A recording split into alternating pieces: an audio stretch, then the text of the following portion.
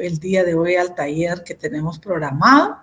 Déjenme decirles antes de que comencemos la plática del día de hoy que la asistencia se estará pasando, el link de asistencia se estará formulando a las 7:30 para todos aquellos que tienen examen parcial, puedan antes de su examen poder anotarse su asistencia para evitar tener que justificar la inasistencia, ¿verdad? Entonces se les va a estar pasando, por favor, están pendientes a las 7:30 los que tienen examen parcial de poder llenar su asistencia, por favor, para que no les aparezca como no válida la asistencia, ¿verdad? Recuérdense que este curso, pues, si no se cumple con la asistencia, ¿verdad? Entonces se pierde y hay que volverlo a iniciar. Bueno, vamos a dar inicio a la clase el día de hoy haciendo un poquito de remembranza de lo que fue la última clase. Se recordarán, en la última clase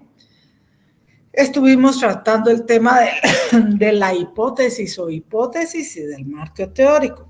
Etimológicamente, la palabra hipótesis se divide de los términos griegos hipo y tesis, que equivalen a lo que se supone. O sea, esta terminología hipótesis equivale a la palabra o a la oración lo que se supone. Entonces nosotros pues vimos en la clase anterior, ¿verdad?, que nosotros utilizamos las hipótesis de forma diaria sin saber que estamos formulando una hipótesis, ¿verdad? Sino que yo les puse el ejemplo del tráfico, ¿verdad? Yo voy a salir hoy más tarde porque el día de hoy no hay tráfico y me topo con que sí había más tráfico, ¿verdad? O sea, mi hipótesis era que por ser un día que no era ni de pago, ni era un día escolar, supongamos, ¿verdad? Yo no iba a encontrar tráfico, pero me di cuenta que mi hipótesis pues estaba errada, ¿verdad? Entonces vimos pues que la solución a la probable cuestión planteada en la investigación es lo que vamos a conocer con el nombre de hipótesis. O sea, nosotros vamos, cuando hacemos nuestro planteamiento de hipótesis, nosotros vamos a plantear nuestro problema y a la vez vamos a plantear la solución que nosotros estamos viendo a ese probable problema, ¿verdad? Entonces, vimos pues que la utilidad de las hipótesis era que nos servían de guías, ¿verdad?, que tienen una función descriptiva y explicativa. La tercera función es probar teorías que ya existen, por eso es que tomamos en cuenta lo del marco teórico. Y la cuarta utilidad sería generar o sugerir nuevas teorías a partir de lo que nosotros estemos explicando en nuestro trabajo. A través de lo que vamos a investigar, nosotros podemos llegar a probar una teoría o, por el contrario, podemos sugerir una teoría que no se encuentra probada aún, ¿verdad? Entonces, vemos pues que la hipótesis es un proceso psicológico que ocurre en la mente del investigador. Porque ¿cómo hicieron ustedes el planteamiento de su tema? ¿Por qué? Porque en su vivencia personal, en su psique, en su mente, existió la duda o existe el cuestionamiento de por qué tal fenómeno se toma de una forma o por qué tal fenómeno está siendo visto de otra forma, ¿verdad? Entonces nosotros en el ámbito del derecho, pues por lo regular nos cuestionamos fenómenos sociales, fenómenos sociológicos, fenómenos jurídicos y fenómenos legales, ¿verdad? Porque tenemos un vasto y amplio campo de conocimiento de las ciencias sociales. Para plantear una hipótesis existen dos fases, y una de ellas es la etapa empírica, o sea, para la generación del conocimiento científico. En la etapa empírica generamos información referente a un hecho o a un fenómeno. O sea, cuando ustedes se plantearon su tema, esta fue una etapa empírica del conocimiento, porque ustedes aún pues no han probado si la hipótesis que ustedes están planteando es verídica o no es verídica, o si se va a probar o si no se va a probar. Entonces ustedes en su psique, en su pensamiento, se plantearon el hecho como un fenómeno y el cual están teniendo conocimiento empírico porque no han utilizado todos los métodos, todas las teorías para poder demostrar que este fenómeno es real o es ficticio, ¿verdad? En la etapa teórica, para la generación del conocimiento científico, esta etapa es importante porque el investigador utiliza las herramientas tales como los principios, postulados, hipótesis y leyes. Aquí es donde tiene una vital importancia nuestro marco teórico. Se les envió a ustedes el documento del plan que nos envía la unidad de tesis como referente, como ejemplo, para que ustedes vieran. Yo pues tuve la oportunidad de leerlo.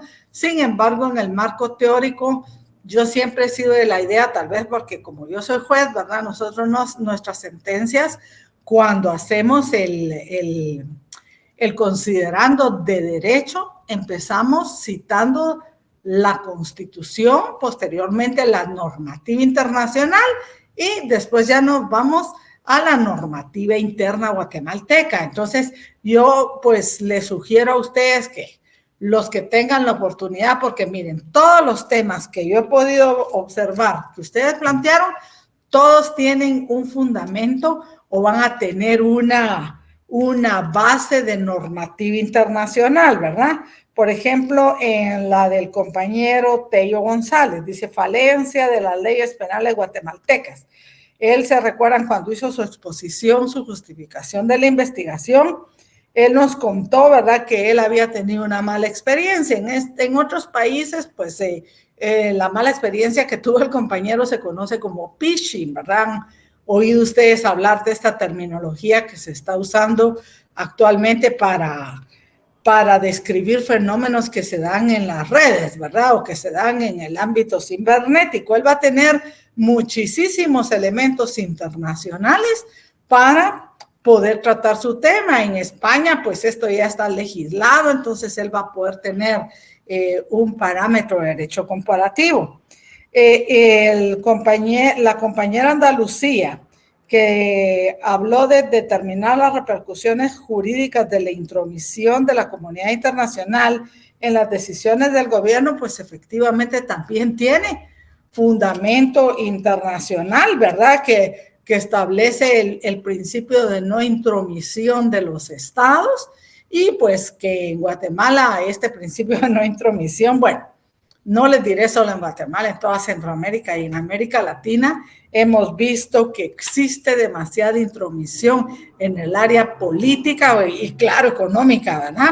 Porque me das, pero yo te doy, ¿verdad? Entonces, yo te doy un préstamo, pero vos cedes parte de tu soberanía o qué sé yo, ¿verdad? Entonces, ella va a tener bastante tema también de normativa internacional para poder citar en su marco teórico. Es solo de que se ponga a buscar.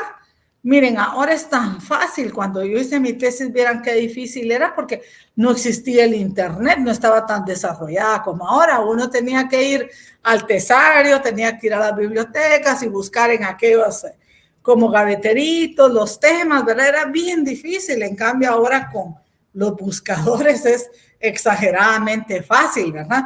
Pero como les digo, tampoco, porque como es fácil y la información fluye, tenemos que ser selectivos, muy selectivos al momento de qué vamos a tomar en consideración y qué vamos a desechar.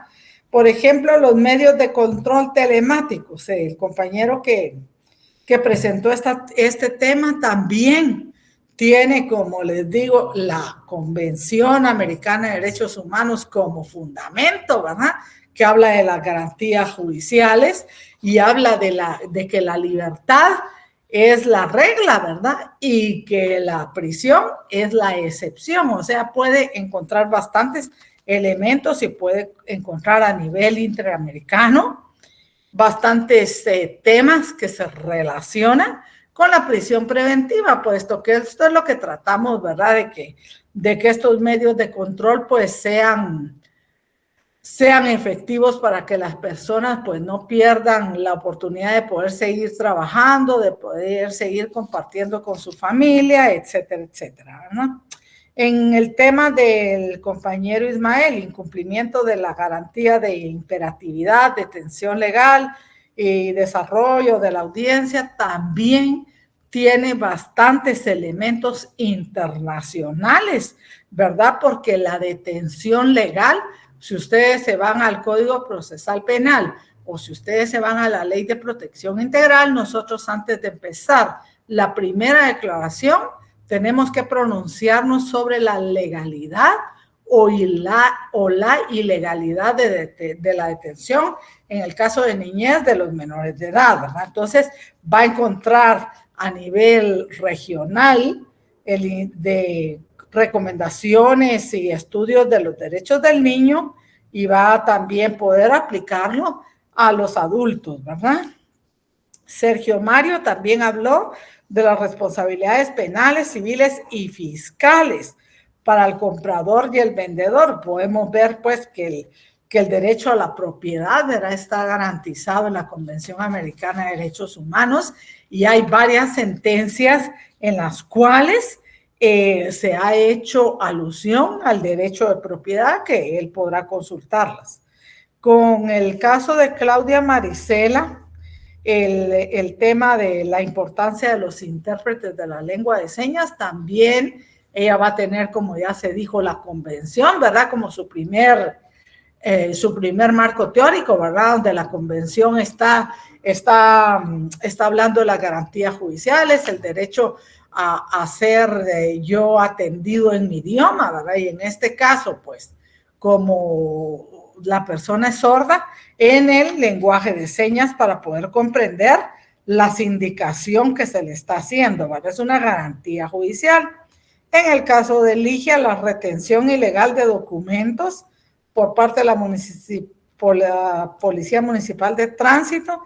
Aquí también hay elementos, ¿verdad? Que la retención ilegal, pues ustedes saben que está tipificada primeramente como un delito, ¿verdad? Entonces, ella va a tener elementos nacionales e internacionales para poder tipificar el delito y las consecuencias, pues, que puede tener el que me retengan mi licencia si yo soy, imagínense, un piloto repartidor de Globo, de cualquiera, yo me gano la vida andando en mi vehículo, entonces las consecuencias que eso puede llegar a generar en el aspecto económico y social, ¿verdad?, de las personas que de esto viven. Y luego Jonathan David, que habla de los grados de participación en los delitos de seducción, ¿verdad?, de niños. Aquí hay vastos elementos.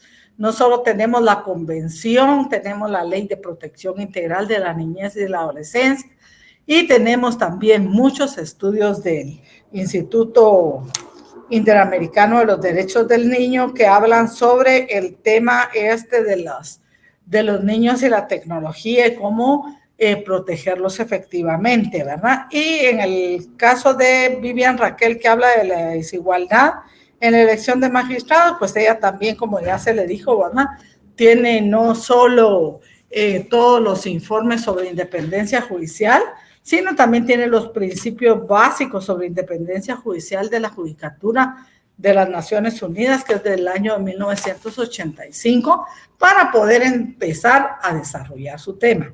Bueno, en todo este andamiaje que estamos hablando del marco teórico, se vuelve importantísimo para ustedes, porque cuando ustedes empiecen a seleccionar su bibliografía, a leer su bibliografía, ustedes van a ir conociendo más terminología que está relacionada con su tema y que ustedes probablemente desconocían. Eso nos pasa a todos y a todas. Hay hay terminología que no conocemos, que tenemos el tema, pero cuando empezamos a leer, oh, ¿qué es esto? ¿Verdad? Entonces lo vamos apuntando. Por eso es muy importante, les decía yo, lo de las fichas bibliográficas, ir haciendo su ficha, ir desechando lo que no les va a servir y sí anotando lo que les va a servir e ir a la par de estas lecturas haciendo su lluvia de ideas o de palabras principales que estén conexas con el tema que nosotros vamos hablando. Por ejemplo, aquí en cada uno de estos de los temas podemos sacar hasta 10, 15, 20 palabras claves, ¿verdad? Principales o accesorias que se relacionan con nuestro tema y que van a ser parte de nuestros capítulos y de nuestros subcapítulos. O sea, ustedes ahorita, en esta etapa de la presentación del plan, cuando ustedes lean, cuando ya su plan esté aprobado, entonces ustedes ya tienen que empezar a buscar y a empezar a redactar sus capítulos. Entonces, no les va a costar si ya tienen efectuada todo su fichaje bibliográfico y si además ya tienen su lluvia de ideas o de temas y palabras principales, ¿verdad? Entonces, se vuelve muy importante el tema del marco teórico porque precisamente consiste en describir la teoría, teorías, doctrinas, principios o supuestos dentro de los cuales se tratará el problema y que nos ayudarán a resolverlo. Estudios que se han realizado sobre el tema, hasta dónde han cubierto y los logros que estos estudios han alcanzado. Pero igual, para el marco teórico tenemos la constitución de varias etapas. Una de ellas es la que estamos hablando ahorita, ¿verdad? La revisión analítica y selectiva, la lluvia de ideas o palabras claves o términos de búsqueda. En la etapa número 2, en la construcción del marco teórico se deben ir hilando párrafos y citando apropiadamente las referencias desde el conocimiento disponible sobre el tema. Luego, en la tercera etapa, se constituyen grupos de conceptos que representan un enfoque de determinado fenómeno.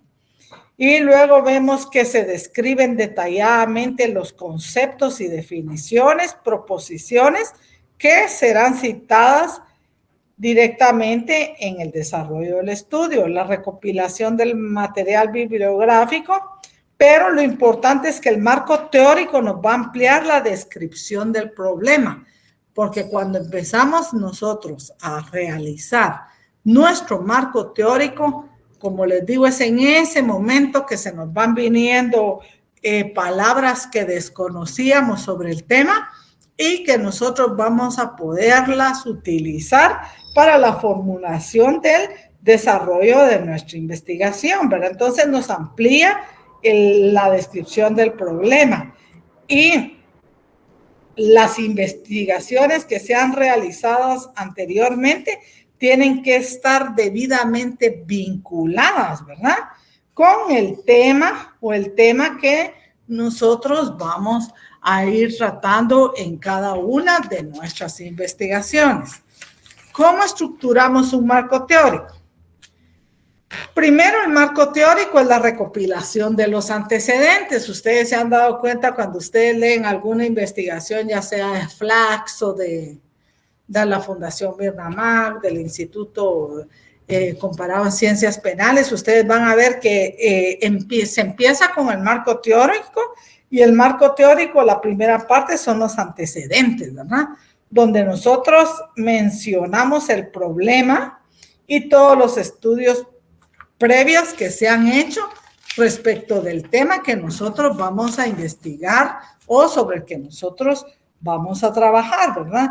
Los antecedentes incluyen toda la información que permita comprender mejor el problema, el contexto geográfico, cultural, económico, demográfico, histórico, político, social, entre otros, que sean pertinentes a los fines de la investigación. Luego, como segundo punto, tenemos las bases teóricas.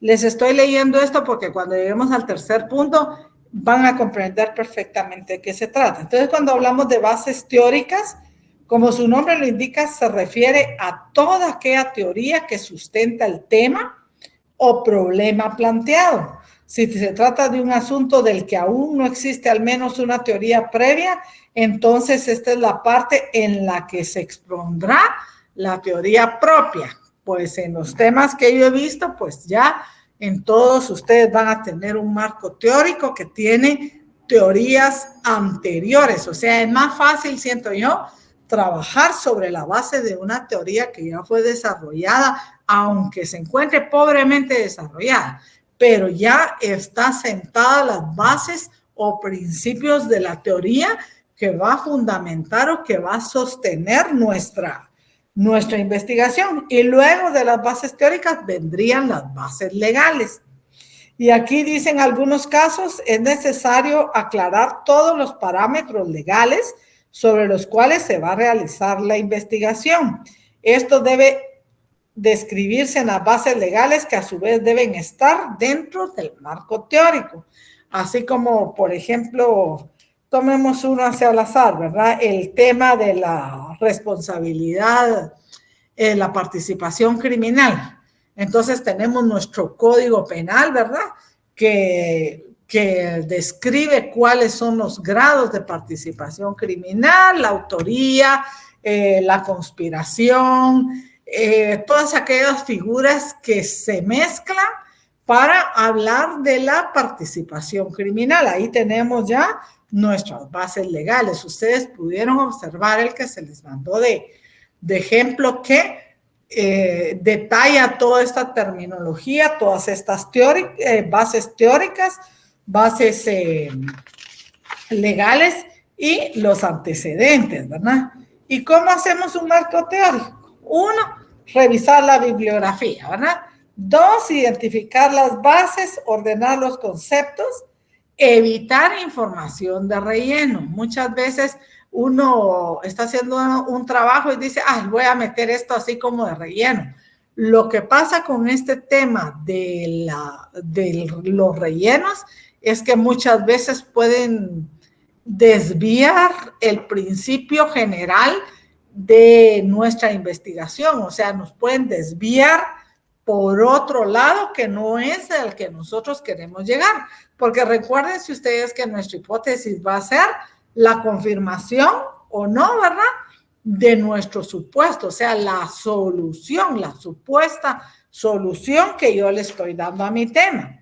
Por ejemplo, en el tema del compañero Teo, él lo que va a terminar su tesis promoviendo que se produzca, que se promulgue una ley que regule el delito de suplantación de identidad y su consecuencia jurídica, ¿verdad? La pena que deberá tener. En el asunto de los medios de control telemático, el compañero lo que está proponiendo es la verificación del cumplimiento de la ejecución de estos medios por autoridades administrativas. O sea, ¿quién debe tener el control y por qué cree él que es, por ejemplo, el Ministerio Público el que debe tener el control, el juez o el sistema penitenciario? O sea, él va a girar toda su investigación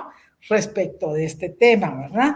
Entonces vemos pues que el marco teórico en todas las ciencias es diferente, ¿verdad? Porque cuando estamos hablando de las ciencias sociales, nos estamos refiriendo a todo lo que hemos platicado ahorita, pero cuando estamos hablando de las ciencias médicas, por ejemplo, o de las ciencias económicas, el marco teórico va encaminado en el sentido de declarar las teorías de esas ciencias, ¿verdad? En cambio, nosotros pues va dirigido eminentemente a las ciencias sociales. Ustedes habrán oído como sinónimo marco teórico o marco conceptual, ¿verdad? Sinónimamente en muchos libros de investigación se habla de que el marco conceptual, ¿verdad?, también es el marco teórico, equivale al marco teórico, ¿verdad? Porque es la sistematización, exposición de la recopilación de la teoría existente sobre el tema que nosotros nos vamos a proponer investigar, ¿verdad? Por norma general dice el marco teórico conceptual aparece discriminado en los trabajos de investigación como capítulo o sección y constituye el punto de partida para el trabajo. Sin embargo, en algunas metodologías el marco conceptual no se identifica o discrimina, sino que se expone como parte de la introducción o los antecedentes que nosotros hemos hablado, ¿verdad? Entonces, ya vimos pues que los elementos de un marco conceptual son los antecedentes del tema que vamos a tratar, las teorías anteriores, los estudios anteriores que explican el fenómeno, ¿verdad? Las bases teóricas de partida del abordaje del tema, las bases legales que en el caso de nosotros aplica, las bases o marco histórico, porque también algunos trabajos se puede tomar como marco histórico, ¿verdad? Lo que ha venido sucediendo, por ejemplo, a raíz de que se promulga el Código Procesal Penal, cambia totalmente.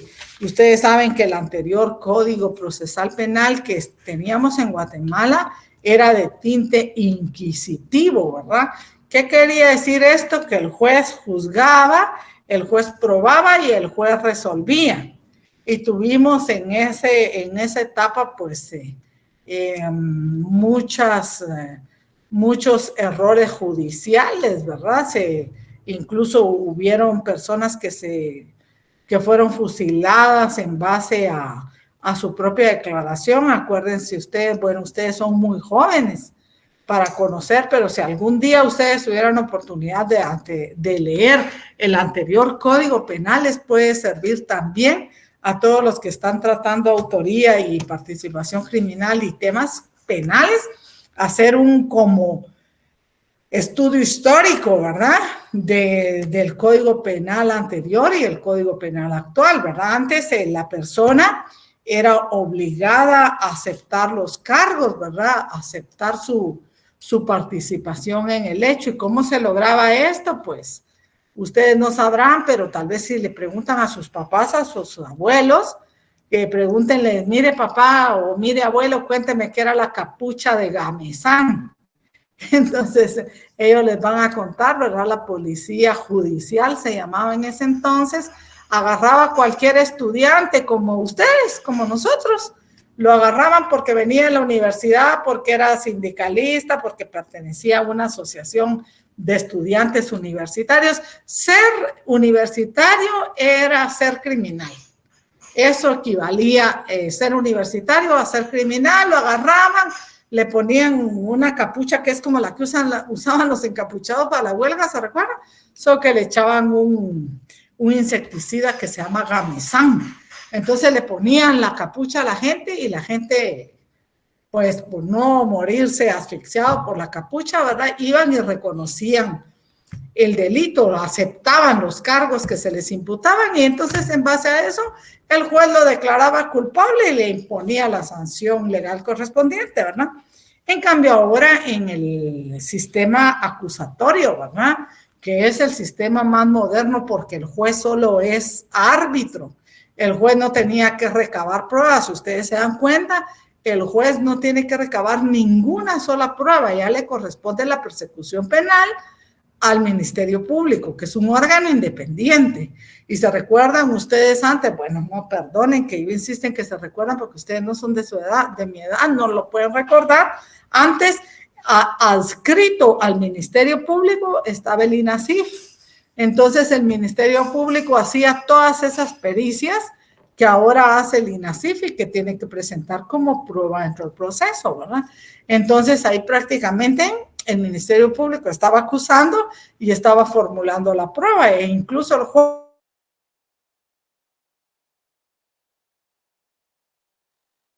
cabe un informe a tal y tal lado, o sea, el juez de su motu propio, no como ahora el proceso penal que dice el proceso es un proceso de partes. Incluso todo esto ha ido suavizando, ha ido modificando ciertas teorías, como por ejemplo nosotros en lo civil, ¿verdad? Ustedes saben que nosotros, el Código Procesal Civil y Mercantil habla de la sana crítica, pero el Código Procesal Penal, como es un código mucho más moderno, habla de la sana crítica razonada, que el juez debe razonar con de la debida motivación sus fallos, ¿verdad? Entonces nosotros, porque aquello es novedoso y porque vimos que está resultando en lo penal, entonces nosotros lo acogimos para nosotros y lo habilitamos por la vía de la Convención Americana de Derechos Humanos, que también habla de la sana crítica razonada, pero son cosas pues que han ido modificando esto. Entonces es para los que van a trabajar temas penales, pues que sería muy interesante, ¿verdad? Y no sería de relleno, ¿verdad? Sino que les ayudaría tal vez a un capítulo completo que hicieran historia de las leyes que ustedes están citando, ¿verdad? La mayoría, pues, todos tienen fundamentos legales, marcos teóricos, conceptuales, legales que puedan utilizar, ¿verdad? En una o en otra manera. Ya será que se lo planteen a su asesor cuando llegue el momento, ¿verdad?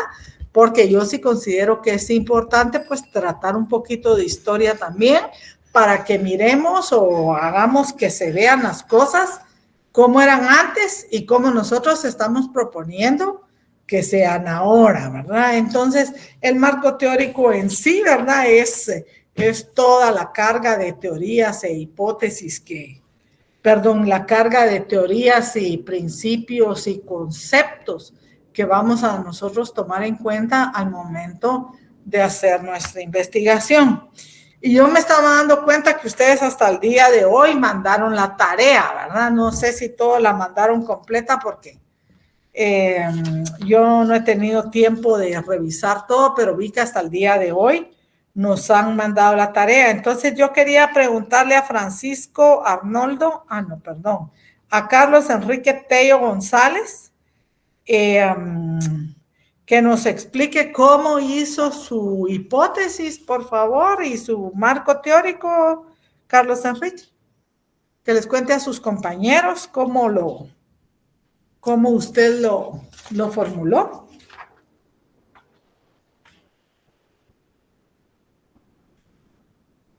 No está en... Licenciada, disculpe, es que voy manejando, escuchando en radio la clase. Me da un segundito que ya mi destino. Bueno, Carlos Enrique, vamos entonces a continuar con Andalucía. ¿Sí está por ahí Andalucía?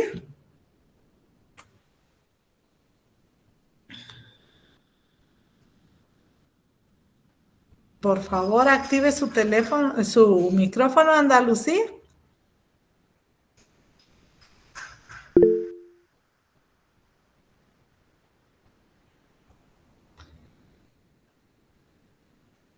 Bueno, vamos a darle entonces la palabra a Luisa Fernanda y luego volvemos con ustedes. Luisa Fernanda sí está en línea para que pueda... Sí, Lica, aquí estoy. Buenas tardes. Buenas tardes. Cuéntenos. Mi marco teórico y mi hipótesis es de relación al cuarto poder que solo permítame que lo voy a...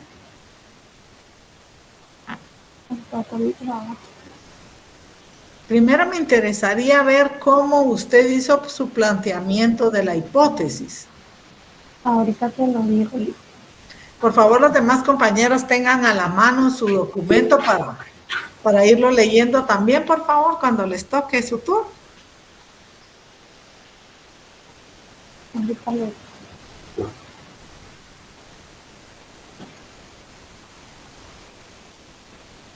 Si no la encuentra, podemos darle la palabra a su compañera anterior, Luisa. Ya lo encontré, Liz. Va, cuénteme.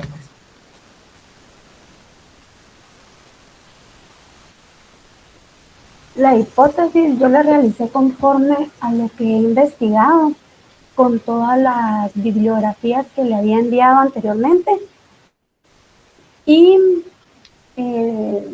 dice, si por su naturaleza y características jurídicas, la Corte de Constitucionalidad en Guatemala, implementada con la Constitución de 1986, por su naturaleza y características jurídicas, constituye un cuarto poder del Estado.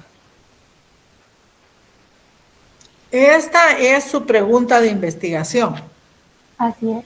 Sí constituye un cuarto poder. Ahora cuénteme en su marco teórico. Con gusto. Para que el presente marco teórico se deberán investigar los siguientes concretos. 1. El Estado. El Estado es una sociedad humana establecida en el territorio que le corresponde, estructurado y regido por un orden jurídico que es creado, definido y aplicado por un poder soberano para obtener el bien público temporal, formado por una institución con personalidad moral y jurídica. Clases de Estado: el Estado absolutista propio de las monarquías, el Estado republicano de la época de la Revolución Francesa. Ahora, ¿qué teoría cita usted en su marco teórico? ¿Qué más? ¿De dónde sacó esto que usted está hablando ahorita? Ahorita le digo.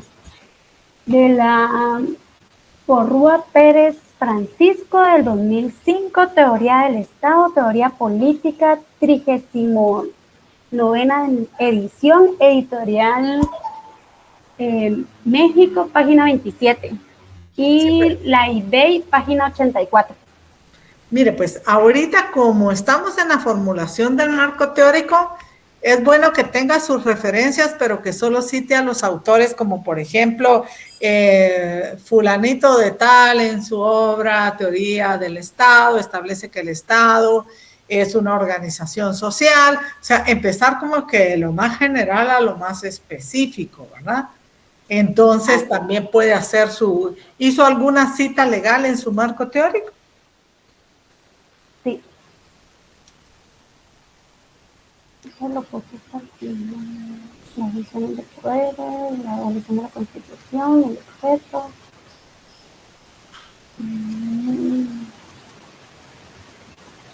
Ahorita me quito. Es que es un montón.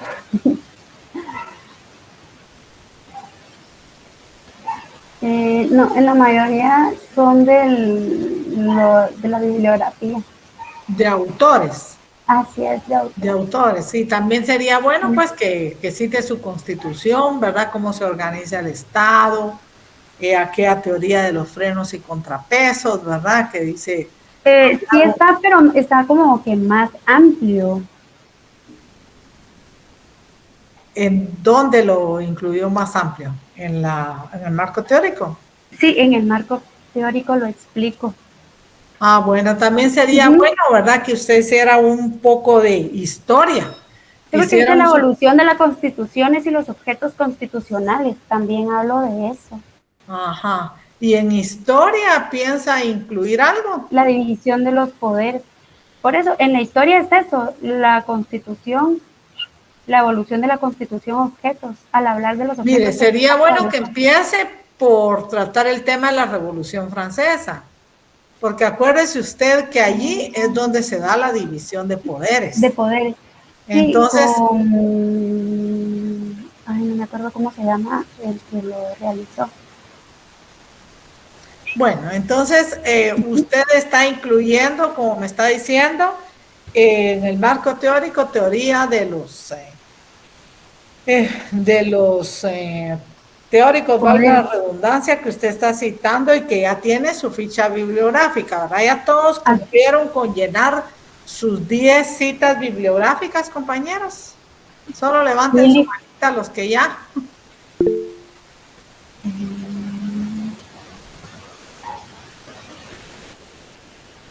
Bueno, muy bien. Entonces, continuaríamos dándole la palabra entonces a Andalucía, que ya está disponible.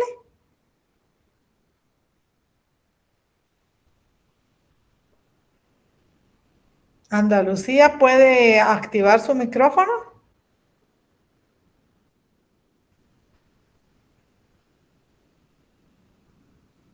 No puede.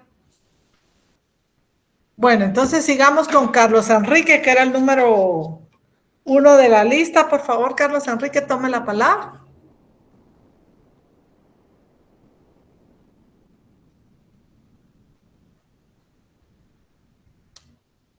No le escuchamos, Carlos Enrique.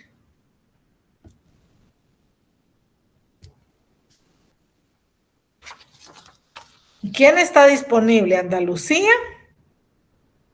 ¿O continuamos con Diego Leonel?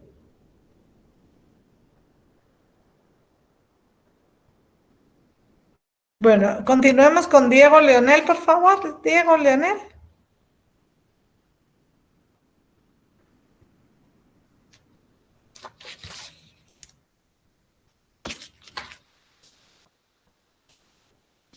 Andalucía, ¿está usted disponible? Aló, perdón, ¿me escuchan? Sí. Buenas tardes. Ay, Sí, perdón. ahorita sí le escuchamos. Cuéntenos usted. Lick, fíjese que en la parte de hipótesis lo que logré redactar fue lo siguiente. En las repercusiones jurídicas de la intromisión de la comunidad internacional en las decisiones del gobierno de Guatemala vulneran el principio de soberanía nacional, ya que solamente el Estado de Guatemala debería de tomar las decisiones que benefician a sus connacionales dentro del territorio nacional, lo cual implica la no intromisión de organismos internacionales extranjeros en la toma de decisiones de nuestro gobierno central, ni mucho menos la amenaza con suspensión de ayuda, sino que se alineen a los intereses del país. Esto dejé consignado yo en mi parte de hipótesis, pero no sé cómo usted ¿Y en su marco teórico cómo lo sustenta? Fíjese, Lee, que en el marco teórico consigné varios apartados. Consigné una parte que encontré en lo referente en la Declaración de París, o en lo del Convenio de Ginebra. También consigné parte de lo que se dejó redactado en el derecho internacional. Pero, ¿concretamente qué? En respecto a lo del derecho internacional, pues lo voy a decir de las estrofas que consigné, que el gobierno, en ese momento en el derecho internacional, que se vivieron momentos de auge, se concertó lo del concierto europeo. ¿En qué se refería? En que actuaba a veces como gobierno internacional mediante instrumentos que determinaban la situación jurídica de algunos estados, en lo cual pues nosotros, ellos, al tener, o sea, los países al tener injerencia en Guatemala veían como un beneficio. También vi que estaba leyendo lo de una revista, porque como le dije la vez pasada, traté de buscar, y a raíz de la intromisión de Estados Unidos, pues viene desde Estados Unidos, después de la Guerra Fría, se vivieron momentos de auge cuando querían atacar a los estados que eran comunistas, como cuando se derrocó a Jacobo Arbenz. Entonces, eso logré consignar, pero lo que sí no consigné fue sustento legal, solo fueron teorías que fui encontrando que me ayudaran a sustentar lo de la intromisión. ¿Y qué autores cita usted? Los autores que cité ahorita, bueno, fue lo de la Declaración de París, el Convenio de Ginebra, y entre los, bueno, cité varios, entre los que cité en la historia, un libro de la licenciada Rojas Diana Marcela, La historia y las relaciones internacionales de la historia internacional en la historia global. También el ejercicio de la soberanía territorial de acuerdo con los tratados y principios del derecho internacional. ¿Cuántas Bibliografías y teorías citó usted en su trabajo? Y pues fueron estrofitas más que todo de 3, en lo de mi marco teórico fueron 3, porque de las que yo logré conseguir como que eran extractos muy generales. Pero sí conseguí bastante teoría, pero en Guatemala no. Pero sí estrofas que me podían ayudar como a sustentar de cierta manera, como usted nos decía, ideas para poner en el marco teórico. Miren, es importante ahorita que ustedes hagan el marco teórico, que piensen que tienen que escribir 4 capítulos. O sea, porque todavía pueden ustedes modificar su tema si ustedes se están dando cuenta que no están encontrando. Pero si verdaderamente se están poniendo a buscar así concienzudamente, porque aquí ustedes todavía se pueden reformar el tema, incluso agregarle algo más a su tema, si ustedes están viendo que se les está haciendo muy difícil encontrar bibliografía. Sin embargo, en esta época no es difícil, porque aunque podemos buscar una bibliografía generalizada y luego irla seleccionando a partir de ahí. Pero por eso les digo yo, es muy importante que ahorita que ustedes empiecen a hacer su marco teórico, ustedes ya saquen nuevas ideas. No se queden solo con lo mismo que tienen, porque ustedes tienen que ir pensando cómo van a dividir sus 4 capítulos y cómo van a subdividir esos 4 capítulos en subcapítulos. Entonces es importante la lectura en este momento para que ustedes puedan ir pensando en qué es lo que están encontrando y si está muy débil o muy baja la carga de lo que están encontrando, pues ustedes pueden modificar ahorita todavía el tema, ¿verdad? Porque acuérdense que el tema se les aprueba, pero yo se los puedo modificar, el asesor se los puede modificar, siempre y cuando no toquemos el fondo del asunto, ¿verdad?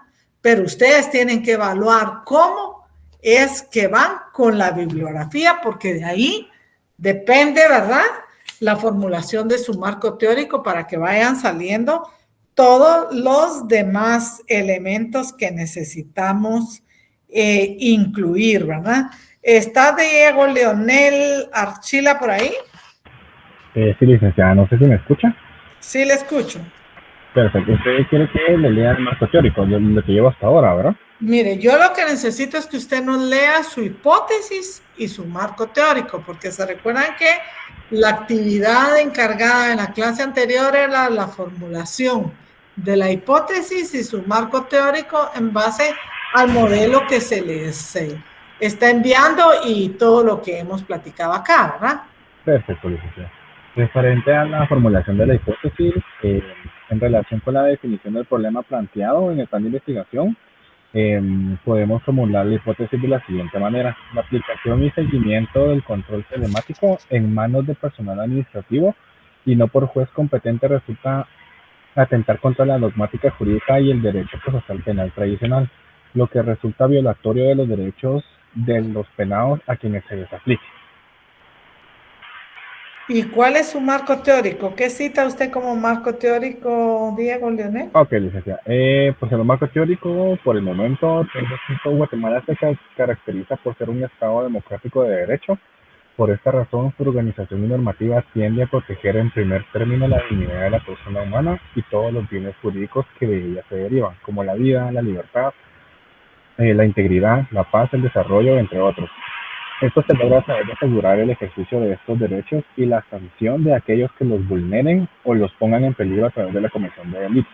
Ahora bien, para sancionar los delitos cometidos existen varias penas, como lo son las pecuniarias y las privativas de libertad. Estas últimas son las que se encuentran directamente ligadas al control telemático de la pena, pues a raíz de la implementación de este control no es necesario que la persona cumpla con la pena exclusivamente con la privación de libertad, sino que se brinda una opción para que al ser sancionada una persona, ésta pueda cumplir con su condena a través de estos medios, aún sin estar dentro de las cárceles. Ahora, ¿alguna bibliografía concreta, alguna teoría que haya citado?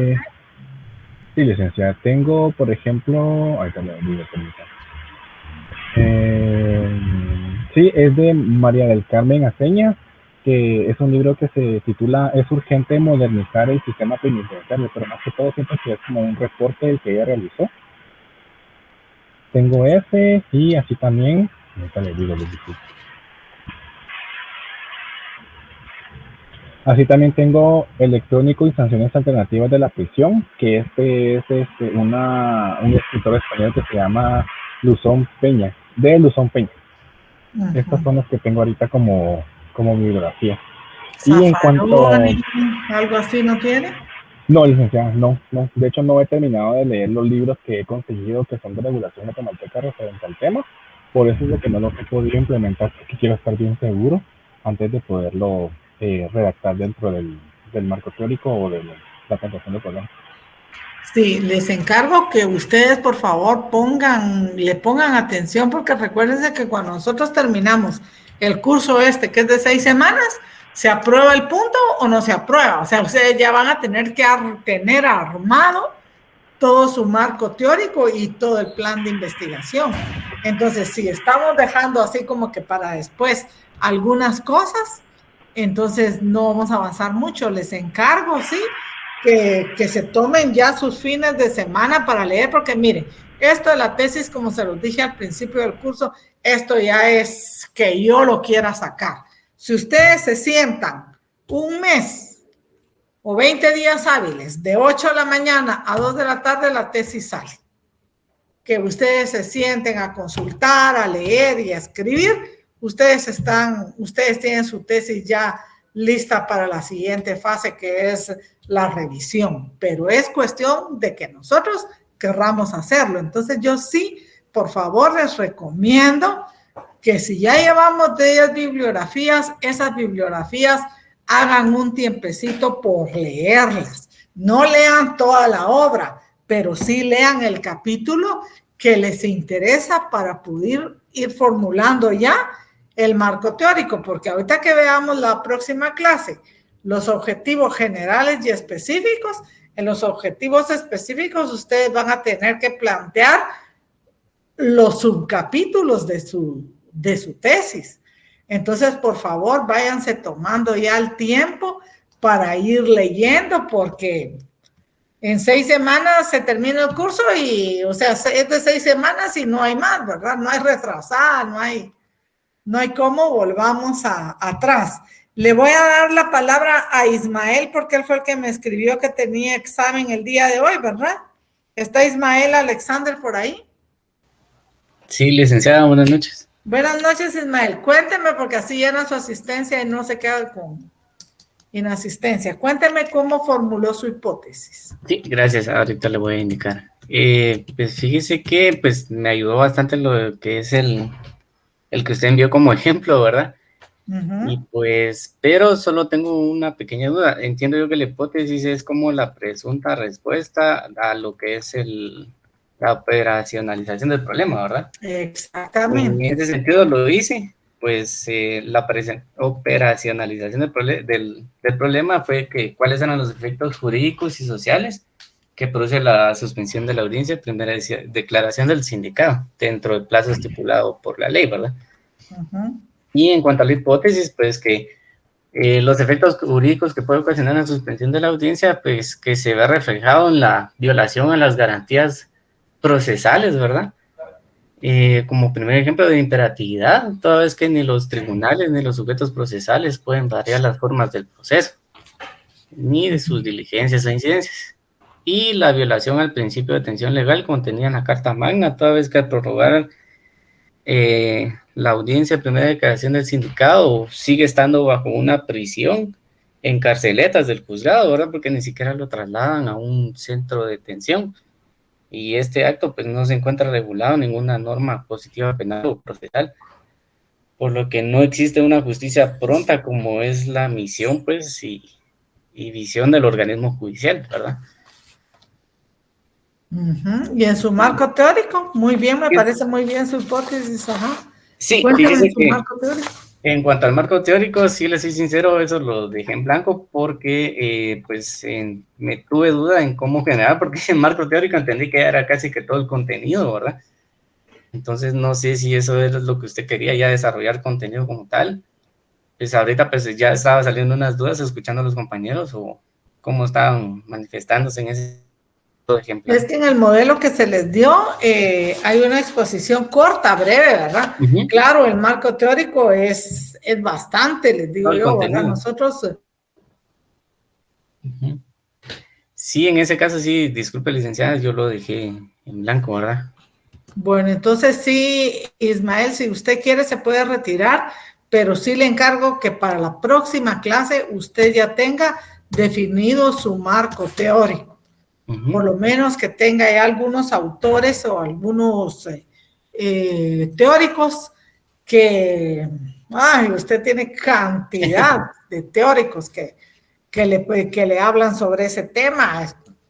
Están todos los doctrinarios penales, ¿verdad? Entonces, usted puede hacerse valer de esto, pero sí le recomiendo que empiece la lectura, porque a partir de ahí es que usted ya en la próxima clase que tengamos ya los objetivos generales y específicos, ustedes ya tienen que tener bien la idea de cuáles van a ser sus capítulos y cuáles van a ser sus subcapítulos, ¿verdad? Un maestro de nosotros decía, miren, cada objetivo específico eso es un subtema en el capítulo, ¿verdad? Entonces yo sí les recomiendo que por favor, en el caso suyo, pues que usted para la próxima clase, el día antes de la próxima clase, me lo pueda enviar para que yo lo vaya anotando con el nivel de avance de sus otros compañeros. Puede retirarse si usted gusta y a las 7:30 les dije, ¿verdad? Que se les va a habilitar el chat para que puedan llenar su asistencia. Continuaríamos entonces con Andrea Michelle, no, con Ismael Alexander. Yo le acabo de hablar. Ay, sí, perdón, Ismael, perdón. No tenga pena. Disculpe, con Sergio Mario. Sergio Mario, por favor, Jerez. Buenas noches, licenciada. Buenas noches. Sí, entonces empiezo con lo del su hipótesis. Planteamiento de la hipótesis, perfecto. En este caso, ahorita le indico que no tenía abierto.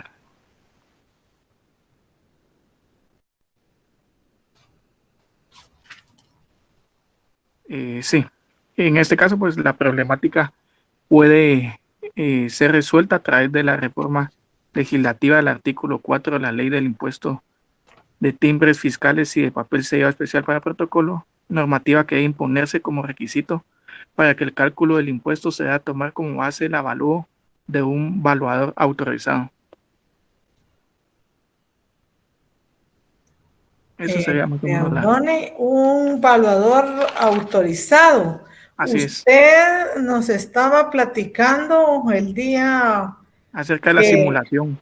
Ajá, sí, que usted habló sobre su tema, que usted trabajaba en un banco, ¿verdad? Así es. Por ejemplo, si yo necesito un crédito bancario, yo no puedo llevar mi avalúo de un valuador autorizado, tiene que ser un valuador bancario.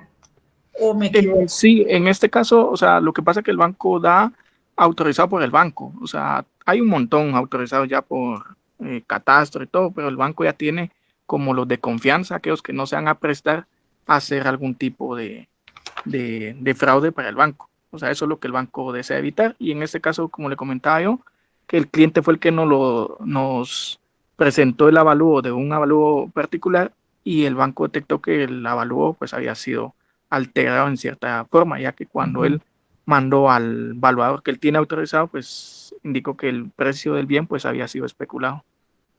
Bueno, entonces usted plantea su pregunta o su posibilidad de respuesta que modificando el artículo 4 de la ley de timbres fiscales, dice, o de la ley del IVA. Fiscales. No, ley de timbres fiscales. Timbres fiscales. ¿Y cuáles son su marco teórico que utilizó para hacer la formulación de su marco teórico, Sergio? Ok, en este caso pues hace referencia al derecho civil, también al contrato, hace referencia también al negocio jurídico como tal, la intervención de las partes, y ahorita le leo lo que coloqué en base a este caso. Pues José Castañán Tobeñas al respecto indica que el derecho es la misma evolución histórica del derecho civil, la expresión de su propia denominación, pero sin lugar a dudas su amplio y frondoso contenido, la variedad de sus materias e importancia de las mismas en cuanto a afectan simultáneamente al interés individual y al interés nacional, Para Sánchez Román, él hace referencia a la definición del derecho civil, que es el conjunto de preceptos que determinan y regulan las relaciones de asistencia, autoridad y obediencia entre los miembros de una familia que existen entre los individuos. Continuando con José Castañán Toeñas, el derecho civil no puede ser definido con precisión y resulta más conveniente seguir con la trayectoria histórica de su rama el derecho para lograr en términos generales. Para Guillermo Rey, el derecho civil tiene como característica esencial que lo posicionan en el ámbito privado. Estipula que el derecho civil es el conjunto de normas jurídicas y principios que regulan las relaciones personales o patrimoniales entre las personas privadas, tanto físicas como jurídicas, de carácter privado o público. También en relación al negocio jurídico, Castañán Toeñas, citado por Velázquez, lo define como el acto integrado por una o varias declaraciones de voluntad privadas dirigidas a la producción de un determinado efecto jurídico, a lo que el derecho objetivo reconoce como la base del mismo, cumplidos los requisitos y dentro de los límites que el propio ordenamiento establece. Y pues también tengo las citas legales en cuanto a los contratos en el artículo 1588 del Código Civil, que regula respecto a los negocios y contratos, son consensuales cuando basta el consentimiento de las partes para que sean perfectos, es decir, que son válidos y surten efectos legales con solo la manifestación de la voluntad de las partes. Y pues también hago referencia al artículo, a la ley del organismo judicial, en base a que la ley es la única, al artículo 1 de la ley del organismo judicial, que indica que la ley es la fuente del ordenamiento jurídico, la jurisprudencia la complementa, la costumbre rige solo en defecto de la ley aplicable o por delegación de la ley, siempre que no sea contrario a la moral o al ordenamiento público y que resulte probada. Eso, licenciada. Y como usted el tema lo plantea como responsabilidades penales, civiles y fiscales. Dentro del tema penal, ¿cómo citó usted algún teórico? ¿A quién citó?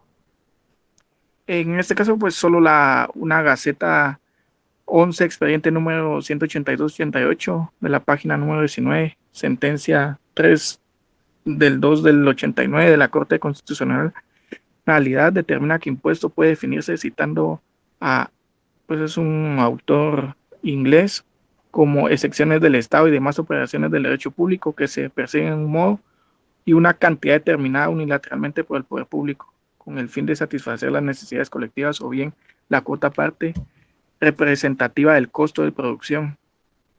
O como Héctor Villegas, también ahí mismo en la Gaceta, el tributo exigido por el Estado a quien se halla en las situaciones consideradas por la ley como hechos imponibles, siendo estos hechos imponibles ajenos a toda actividad estatal.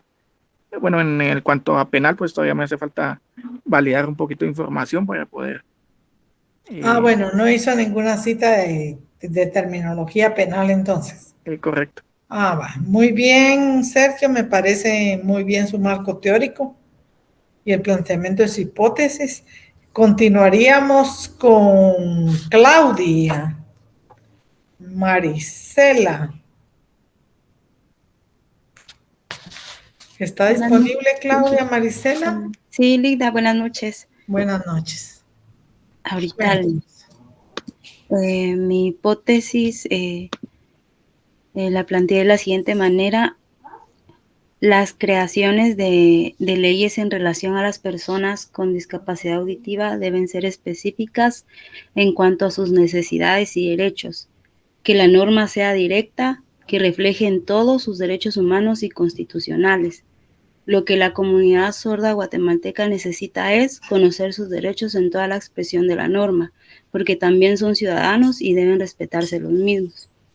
La comunidad sorda guatemalteca debe tener la certeza que puede exigir sus derechos en cuanto se sienta agraviado u ofendido, que sus derechos no solo sean declarados, sino que también puedan tener acceso a ellos, porque la norma está, una ley nueva y joven, pero no tiene la fuerza que la comunidad sorda exige. Decreto que a criterio de la comunidad sorda aún es muy vaga y vacía y que necesita ser clara con sus derechos y obligaciones dentro de la sociedad, como lo es su derecho al sistema de justicia, para exigir un debido proceso limpio y transparente, solicitar auxilio al ser flagelada su integridad y entonces sentirse incluido en sociedad y formar parte de ella. Que la importancia de los intérpretes en el sector justicia sea un hecho notorio y así cumplir con la verdadera esencia de las leyes, proteger, sancionar y rehabilitar. Eso fue mi hipótesis, Ligda. ¿Y su marco jurídico, su marco teórico, perdón? En mi marco, Ligda, yo empecé, no sé si está bien, pero yo empecé definiendo, según el diccionario de la Real Academia, lo que son la discapacidad, la sordera y el sordo, la persona sorda. También agregué la Constitución, agregué también, agregué varias leyes como la Convención de los Derechos Humanos, también la Convención de los Derechos de las Personas con Discapacidad. Agregué en 2 ocasiones a Burat Viviana, una escritora sobre todo con relación a la comunidad sorda. Agregué también, ahorita le especifico, ahorita, el manual de técnicas para el debate, donde señala que los intérpretes en los procesos están normados en los códigos. Y pues yo hago una pequeña especificación donde indico que no, sí están, pero no están especificados los intérpretes, y por lo cual debe ser considerado en las nuevas normas con relación a las personas con discapacidad auditiva. También agregué a de Juárez Crista Ruiz en relación al sistema de justicia. También agregué a Motes Bernard, es un libro sobre la existencia de los sordos y que deben ser incluidos en la comunidad, en la sociedad, perdón. Y pues solamente logré hacer 3 páginas. Ligda, disculpe. Muy bien, me parece muy bien. Siempre también sería bueno que cite el Código Procesal Penal, ¿verdad? El de la Constitución, el debido derecho de defensa, ¿verdad? Sí, Ligda, de hecho sí los agregué. Sí está. Bueno, sí está citada. Muy bien. Entonces le agradezco, Claudia. Me parece que va muy bien orientada usted. Muchas gracias, Ligda. Le daríamos la palabra entonces a Ligia, Aida, Janes. Buenas noches, licenciada. Buenas noches. Sí, bueno, con respecto al tema, se recuerda que yo tenía que hacer una modificación, ¿verdad? Entonces ya amplié el tema, ya está en el documento. Y antes de exponerle, fíjese que yo tengo una duda. Como yo prácticamente había hecho el enfoque directamente al artículo 33, literal B, pero con lo que usted estaba mencionando respecto a la bibliografía, que a veces cuesta mucho encontrar o cosas así, pensaba dejarlo mejor de una forma general, directamente, digamos, al artículo 33 y no tocar las literales, ¿verdad? Efecto, pues, para encontrar mayor información. Entonces, no sé si podría hacer eso. Sí lo puede hacer, aunque yo pienso que si usted incluye el artículo, se está limitando más, ¿verdad? Usted debería de tratar el tema específico, la retención ilegal del documento consistente en, ¿verdad? Pero es cuestión suya. Cuénteme cómo hace usted la hipótesis de este cambio que generó. Sí, bueno, en el archivo que le envié, la hipótesis está de esta forma. La retención de documentos se considera como un supuesto de violencia sobre las cosas. Si en alguna situación te retienen tus documentos, se debe actuar de manera rápida. Siempre se debe llegar a preguntar la razón por la cual lo solicitan, incluso si existe una deuda pendiente. En caso de que en alguna escuela o trabajo se presente esta situación, se debe tomar muy en cuenta que se debe solicitar un papel firmado por un responsable y sellado por la institución en la que se enlisten los documentos originales que se están entregando, con el motivo por el cual se hace y con la garantía de que estos serán devueltos. Esa es una hipótesis, pero fíjese que yo, pues con los documentos que usted había enviado, yo tenía la duda y dije yo, ¿será posible de que también lo pueda agregar en forma de pregunta, verdad? Entonces, hace rato, porque yo el archivo se lo envié desde el día lunes, entonces ya no se lo quise volver a enviar porque para que no se le perdiera, ¿verdad? O pensara que le había enviado la tarea tarde. Y tengo otro ejemplo de hipótesis, solo que es una Ahora pregunta solo como tal. una duda, Ligia, perdone que le interrumpa. Sí, Usted también se está refiriendo, porque el tema era la retención ilegal por parte de la Policía Municipal de Tránsito, ¿verdad? Sí, así es. Ahora, ¿por qué está hablando usted de la retención de documentos en una escuela o centro de trabajo? Lo que pasa que ha sido en base pues a los artículos que yo he leído, licenciada, porque esa es la mayor información que yo he podido encontrar respecto al tema. Hasta hoy que usted ya mencionó que podríamos incluir pues derecho comparado, ¿verdad? Entonces por eso era que yo le preguntaba si mejor podía dejar el tema un poco más general para hacerlo de esa forma. Y pues eliminar por completo, digamos, el artículo 33 y dejarlo mejor de una manera en que este se vea reflejado como un impacto en la sociedad, pues para poder yo tener más información, ¿verdad? Pero ¿cómo quedaría el tema? Mira, pues yo pensaba dejarlo de esta forma, ahorita se lo leo. Sería la retención ilegal de la licencia de conducir por parte de la Policía Municipal de Tránsito de la Municipalidad de Guatemala y su impacto en la sociedad, y también había agregado pues la transgresión del artículo 33 de literal B, pero como le digo, eso es lo que yo busco eliminar ahora y hacer mejor un enfoque directamente pues en un impacto social, ¿verdad? Ajá, pero entonces ahí mire, con toda la literatura que usted está leyendo y le está remitiendo a escuelas o a centros de trabajo, no va a poderlo poner en este tema, porque está hablando de la Policía Municipal de Tránsito, la retención por parte de la Policía Municipal de Tránsito.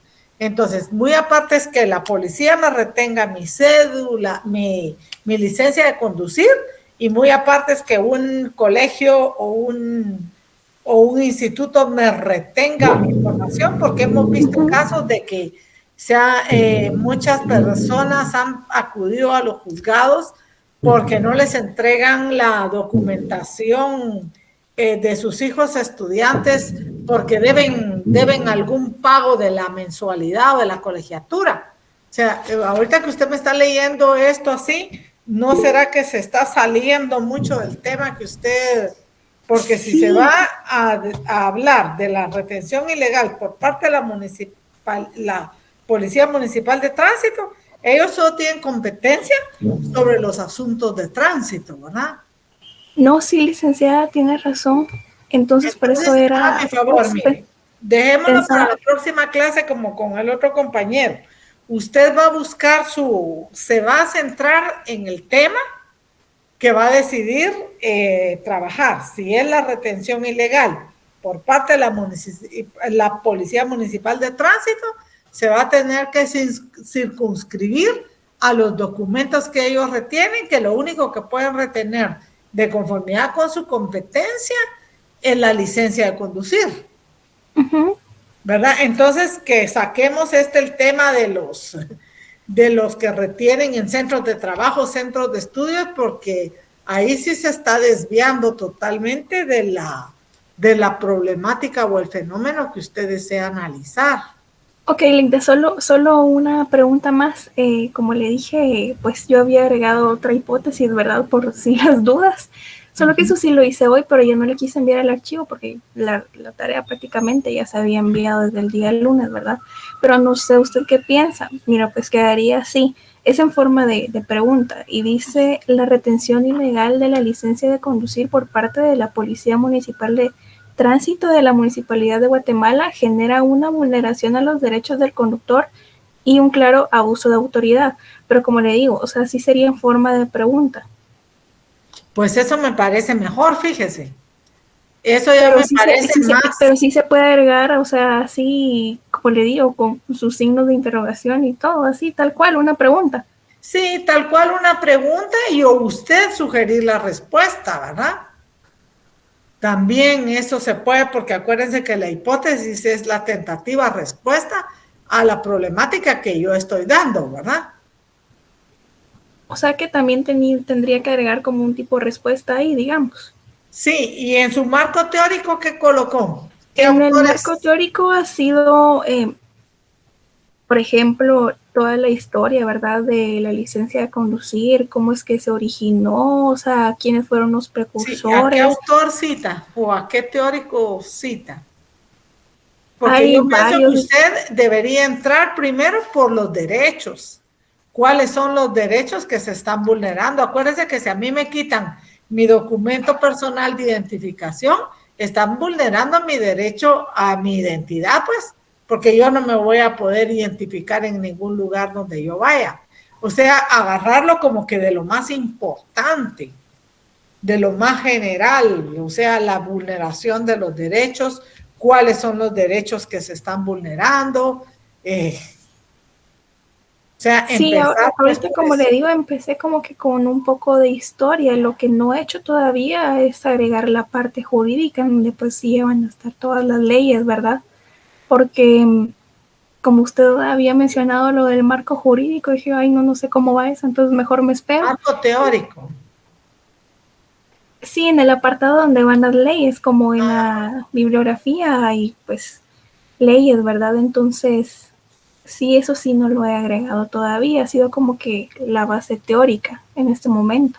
Ajá. Y pues sí voy a agregar como usted mencionó, pues legislación comparada, ¿verdad? A efecto de que pues haya mayor información y la persona que en algún momento vaya a leer la tesis, pues también sepa, ¿verdad? Cómo se refleja todo este tema en otros países. Ajá, pero dentro del marco teórico solo cita usted un teórico, o sea, No, mira, pues es que lo que más tengo yo en parte en mi bibliografía han sido pues artículos, ¿verdad? Que es lo que más pude encontrar. Y en cuanto a leyes, como le digo, dentro del marco teórico todavía no las he incluido, pero sí va a estar, por ejemplo, la Constitución, la Ley de Tránsito, su reglamento, y pues ahí sí que voy a ir buscando más, ¿verdad?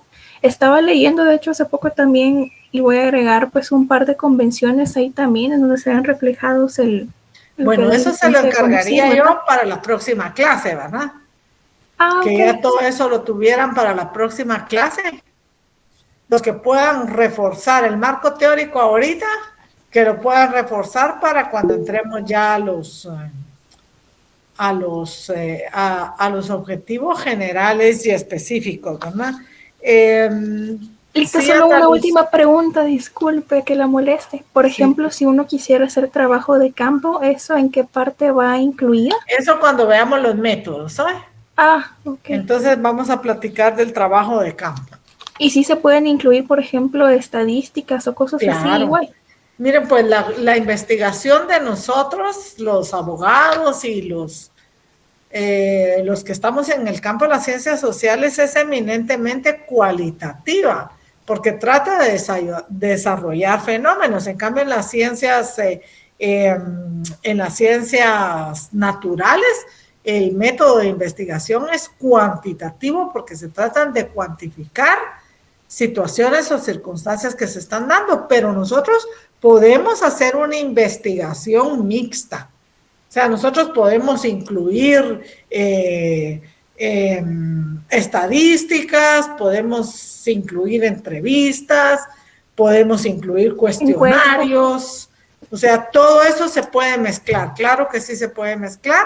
Y cuando hacemos una investigación como la que nosotros vamos a hacer cualitativa, eminentemente documental, y la reforzamos con métodos cuantitativos que nos van a medir las variables, entonces es más rico el texto, pues es más profundo y tiene más valor científico. Claro que lo pueden hacer. de incluir eso. Lo que pasa y por lo que nosotros no lo hacemos es porque somos trabajadores y somos estudiantes y a veces somos jefes de familia y no tenemos tiempo para andar haciendo investigación de campo, ¿verdad? Entonces acudimos a las fuentes que ya están en estadísticas serias, pues formuladas por institutos de estadísticas o por informes de los organismos internacionales. Sí puede incluirlos, Ligia. Le daríamos la palabra hoy a Jonathan. Buenas noches, Jonathan. Cuéntenos.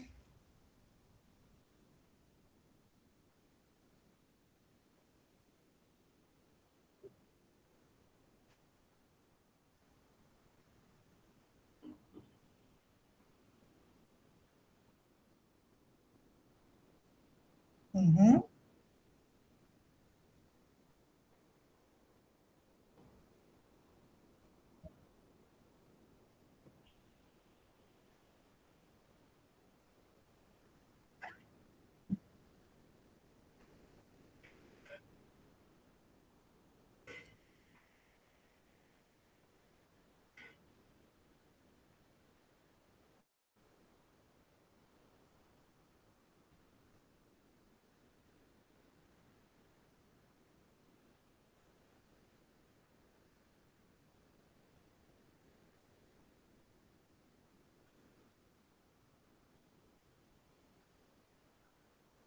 Uh-huh. Lo que estoy viendo yo es que usted no dice nada que pueda hacer entre dos adolescentes. ¿Cómo quedó el tema? Porque se recuerda que yo le había dicho que había como mucha tautología.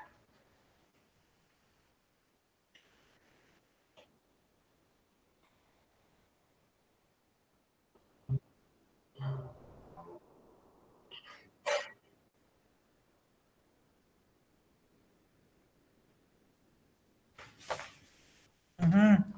O sea que usted, su visión es incluir no solo el delito por parte de los adultos, sino que la comisión de la figura delictiva también entre adolescentes, porque recordemos que la Ley de Protección Integral habla que el niño es inimputable hasta los 13 años, ¿verdad? Entonces, ¿cómo hace usted entonces el planteamiento? Va a ser, porque dice en los grados de participación de los delitos de seducción de niños, niñas, adolescentes, por el uso de tecnologías de información y chantaje, ¿verdad? Entonces, usted va a aclarar este tema, que no solo lo va a tratar de adultos a niños o de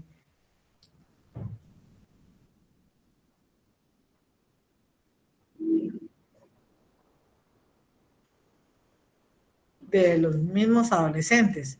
O sea, esa es su idea central, vaya. Entonces sí tendría que cambiarlo en esa orientación, darle esa orientación que no únicamente desde el tema de los adultos, sino también que este tipo de delitos se da entre adolescentes, eminentemente, pues porque de 13 años para abajo son inimputables, ¿verdad? Bueno, entonces cuénteme, ¿qué era lo que usted había desarrollado en el marco teórico, Jonathan?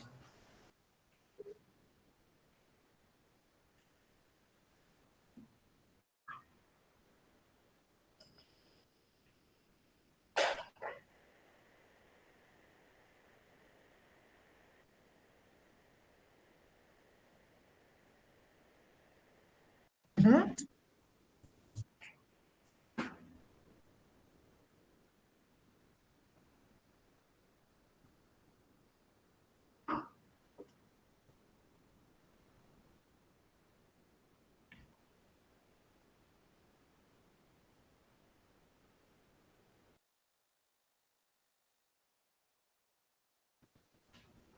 Es que se quedó sin audio. Ajá, y teóricos.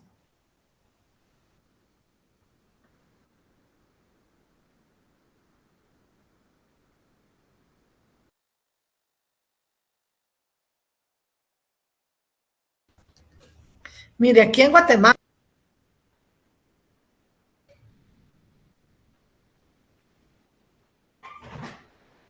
le estoy escuchando muy entrecortado. Como que no tenemos muy buena señal. Bueno, entonces sí, yo le recomendaría también que usted buscara en UNICEF, porque aquí hay muchos guatemaltecos teóricos que han desarrollado mucho este tema para que usted lo pueda incluir que en la próxima clase pues ya tenga un poco más de fundamento teórico para demostrar y que agregue a su tema esto que usted me estaba explicando en este momento, ¿verdad? Bueno, muy bien, Jonathan. Vivian Raquel. ¿Está disponible Vivian Raquel? Sí, licenciada, buenas noches. Cuéntenos entonces, buenas noches. ¿Cómo hizo usted su hipótesis? Claro, licenciada, yo mi hipótesis la formulé de la siguiente manera. Una de las muchas causas que produce la desigualdad en la elección de magistrados de la Corte Suprema de Justicia de Guatemala se ve radicada en el trabajo que realizan aquellos encargados de establecer y determinar la idoneidad de los postulantes ante tan honorables cargos. La comisión de postulación, tal y como lo establece el decreto 19-2009, emitido por el Congreso de la República de Guatemala, establece en su artículo 12 que con el fin de elaborar nóminas de candidatos con un alto perfil, toman como base la denominada tabla de gradación. Esto con el objeto de determinar la idoneidad de todos aquellos postulantes ante dicho cargo público. Sin embargo, ha sido evidente en los distintos periodos que dicha comisión ha obviado el mandato constitucional en cuanto a los preceptos que debe de tener y cumplir cada uno de los magistrados de tan altas cortes, siendo indiscutible que muchos de aquellos miembros de la comisión de postulación se han visto influenciados por cuotas de poder al momento de elaborar la nómina de 26 candidatos, en donde muchos de estos se han visto beneficiados desde un inicio, provocando una desigualdad inminente ante los demás postulantes y desde ya dando por sentado que aquellos que han sido beneficiados tienen un objeto totalmente distinto y alejado de la justicia independiente. Es evidente que nombramientos inadecuados en las altas cortes de nuevo hacen considerar que este sea un elemento que se sume al debilitamiento del poder judicial y afecte la independencia judicial, favoreciendo intereses ajenos a la justicia. Esa sería mi hipótesis, licenciada. Me parece muy bien planteada, Vivian. Y cuénteme en el marco teórico, ¿qué me incluyó usted? Muy bien.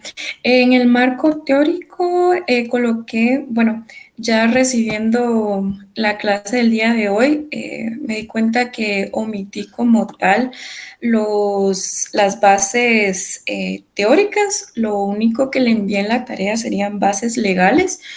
Entonces, de bases legales, coloqué las garantías para la independencia de las y los operadores de justicia realizado por la Comisión Interamericana de Derechos Humanos. También agregué la compilación de los principales estándares internacionales en materia de derechos humanos aplicables al proceso de elección y nombramiento de magistradas y magistrados de la Corte Suprema de Justicia, de la Corte de Apelaciones, de los tribunales colegiados y de otros de la misma categoría. Permítanme.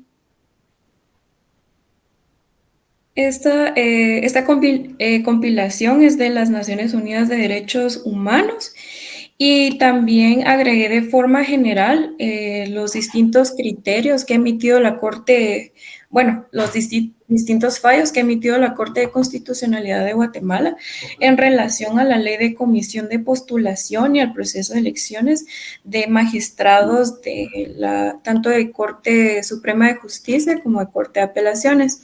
Ahora bien, como le mencionaba ya con la clase de hoy, pensaba agregar como bases teóricas. La investigación realizada por la consultora Carmen Girón, en donde analiza la ley de comisión de postulación, y ella pues establece en esta investigación que realizó pues entrevistas a los comisionados, a postulantes, y pues es una investigación desde mi punto de vista bastante completa. Sí, es muy amplia. Ajá.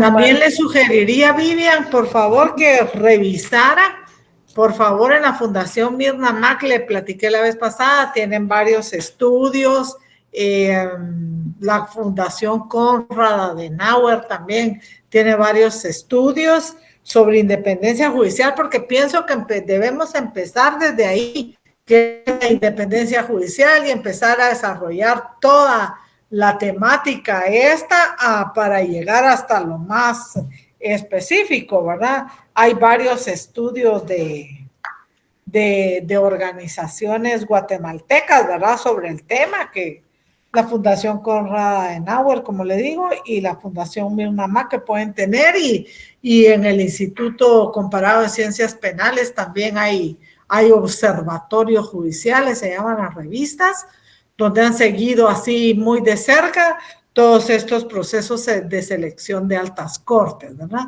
Entonces, para la próxima clase, Vivian, usted incluye referencias teóricas, por favor, para ir fortaleciendo más su marco teórico. Muy bien, gracias, licenciada. Le daríamos la palabra entonces a Carlos Enrique Tello, que sería el único que tenemos pendiente, ¿verdad?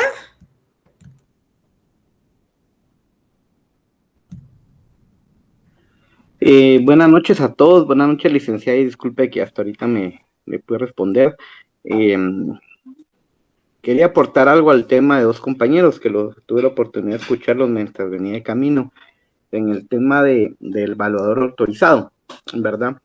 El evaluador autorizado está registrado ante DICAI, ante el Ministerio de Finanzas Públicas, y él tiene la capacidad de hacer 3 tipos de evalúos: el que es fiscal, que se refería el compañero, el comercial y un bancario. Ya todas las entidades bancarias del país tienen empresas exclusivas para realizar este tipo de evalúos, ya, por lo cual no toman validez de algunos evaluadores que tienen registro, que están autorizados, pero no están registrados en los bancos, ya. Entonces ahí se podría tener como una discriminación para que más o menos ellos pues lo puedan analizar, ¿verdad? Si les sirve mi punto de vista, ¿verdad? Porque todos los bancos, la mayoría, todos, tienen sus propias empresas evaluadoras.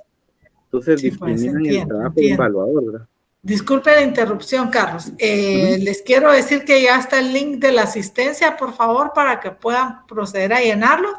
Y si tal vez nos hiciera favor, Carlos, de leernos su hipótesis, por favor, para que podamos avanzar con este tema de la falencia de leyes penales guatemaltecas. Sí, ok. Bueno, mi hipótesis es así. Con la modernización y avances y desarrollo constante de los medios sociales a nivel mundial, Guatemala no es ajena a la evolución de la delincuencia organizada por los referidos medios, a efecto de ser una herramienta de fácil acceso, medio económico y poco investigable por las instituciones que brindan seguridad y justicia del Estado de Guatemala, por lo que el supuesto delincuente, y manifiesto supuesto porque ya no existe una legislación para tipificar un delito que afecte la integridad personal, por lo cual al supuesto delincuente le hace muy fácil encontrar la víctima adecuada o susceptible a un delito cibernético o que afecte la integridad personal, ¿verdad? Esa sería mi hipótesis. ¿Y su marco teórico? Mi marco teórico manifiesto en el que el Estado de Guatemala tiene el mandato constitucional de velar y proteger la familia. Sin embargo, las instituciones encargadas de brindar justicia no cuentan con las herramientas necesarias, ya que la legislación guatemalteca aún no cuenta con la normativa necesaria para combatir los delitos cibernéticos y de protección a la sociedad y a la familia. A esto le agrego que las redes sociales utilizadas en Guatemala son plataformas internacionales y que la legislación a las cuales están afectas no son guatemaltecas, y lo que se puede tipificar como un delito en nuestra legislación actual, a criterio del país de su creación, no lo es. ¿Y cuáles son sus referencias teóricas?